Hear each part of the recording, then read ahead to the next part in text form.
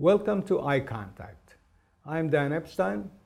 Today we're talking to Dr. Jesper Hjortdal about the potential benefits of SMILE over LASIK.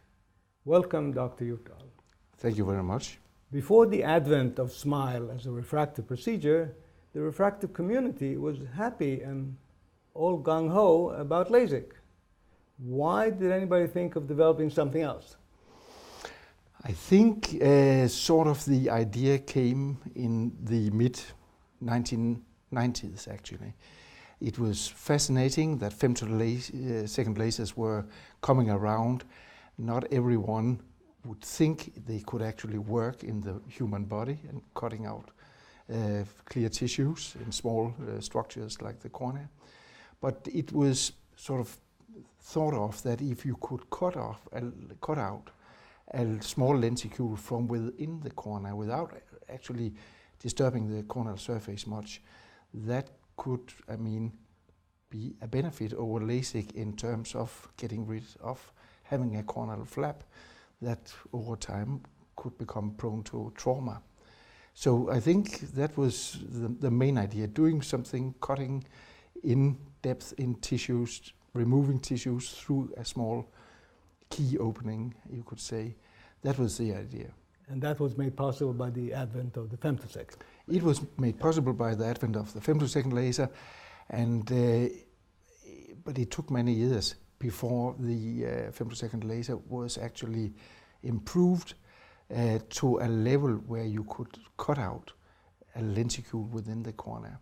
In the beginning, it could make perfect flaps in LASIK surgery, and that was a great step ahead because you could control accurately the thickness of the flap in LASIK, and that was good and have improved the outcome of that type of surgery quite a lot. So when you introduce a new refractive procedure, the pattern is always the same. Great procedure, wonderful stuff, no complications. How much of these expectations bore out? I think the basic principle of the SMILE procedure, that you can cut out a small corneal lenticule, remove it through a small opening in the corneal surface, that holds true. And then you can say, okay, we got rid of the flap. How does SMILE then compare to LASIK in terms of all the relevant parameters? Because LASIK was the benchmark. LASIK was the best one, and LASIK is not a bad surgery, and of course still exists today. So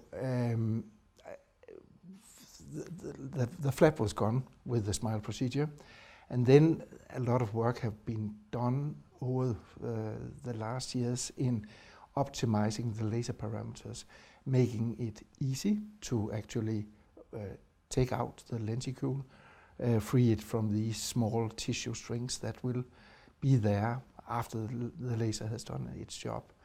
And all this comes into visual recovery. In the beginning, it was felt that SMILE had a longer recovery period for the patients in order to get good visual acuity.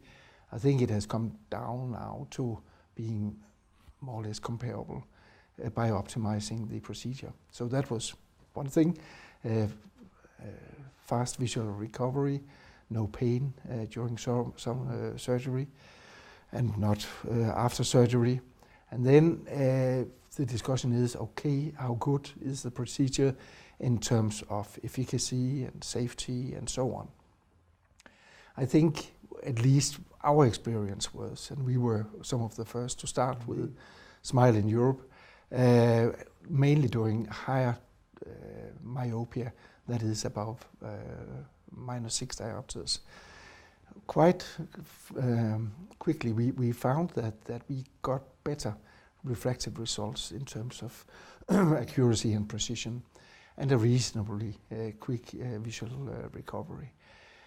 So that was one thing. I think if you look over things today, SMILE is not more precise or accurate compared with the optimized LASIK Xemer based platform, but it's similar. Then there is this issue about ectasia, stability of the cornea after surgery, where you would think that if you do not cut away or loosen a flap, but just create a cap, a little opening in the side, that would make the cornea more stable, more robust. People have tried, you can do computer simulations that document that this is the case, but computers not always simulate real life. It's difficult to do proper computer simulations of corneal biomechanics. So many, and we have done it as well in Aarhus, tried to see if we could measure biomechanical differences between LASIK-treated eyes and SMILE-treated eyes using the equipment that is available today. That's the ocular response analyzer and the Corvis ST, and we have not been able to find a difference. But it may be simply that when these devices measure, they puff air towards the cornea. You will have an indentation of the cornea. So actually the anterior layers of the cornea will be compressed a bit, so you cannot really pick up the possible better stress-bearing properties of the SMILE-treated cornea. We will see how it holds true if we get better devices. And then the last thing is, because you don't cut all the corneal nerves almost as in LASIK, you only cut a part of them. And that holds true that sensitivity, corneal sensitivity, is better preserved after a SMILE procedure compared with a LASIK. You have slightly less dry eye signs during the first month, but I think after 6 months, you can still measure a little better sensitivity in SMILE-treated eyes, but I think that difference will disappear with time. So I don't think there are many disadvantages of the SMILE procedure compared with the LASIK procedure. It is still limited, at least speaking here in February 2019, to myopic corrections, myopic astigmatic corrections, while maybe later this year, maybe next year, we will also see that hyperopic corrections can be made with the SMILE procedure. What are your limits refractive-wise for the minus and the cylinder? Yeah, it's up to -10 in myopic correction, and I think it is -5 in cylinder corrections. And the procedure works quite nice up to -10. It's not so that you have more regression or lower precision accuracy for high myop corrections compared to lower ones. The astigmatic corrections, you have to adjust your nomogram a bit compared with what comes with your femtosecond laser platform, but that can be done as well. Do you think that we are in for some surprises? I'm thinking of ectasia, for example. Yeah. It was said originally that there's no ectasia in this procedure. Yeah. We now know there is. Yes. And sometimes it took a long while before we noted complications after other refractive procedures. Where do we stand there? I think it's completely true. I mean, in our institution, we have been sort of conservative, following the guidelines for doing LASIK also when we are doing SMILE surgery. And we have, fingers crossed, after 5,000 SMILE surgeries, not seen an ectasia case from our own clinic. But we have seen from other clinics, and it will occur. It's very difficult to tell if it is less common after SMILE compared with LASIK, because it is, fortunately, after both procedures, very uncommon.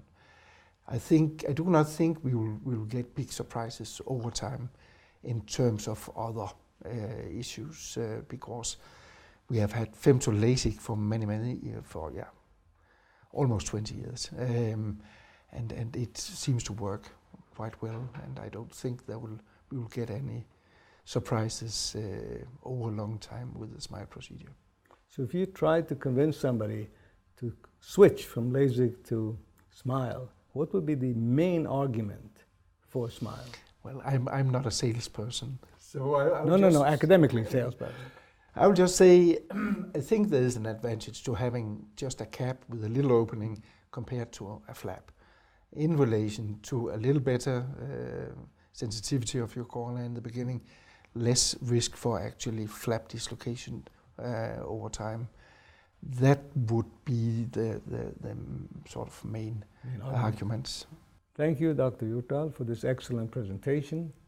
For more information on this and other related topics, visit us at eurotimes.org.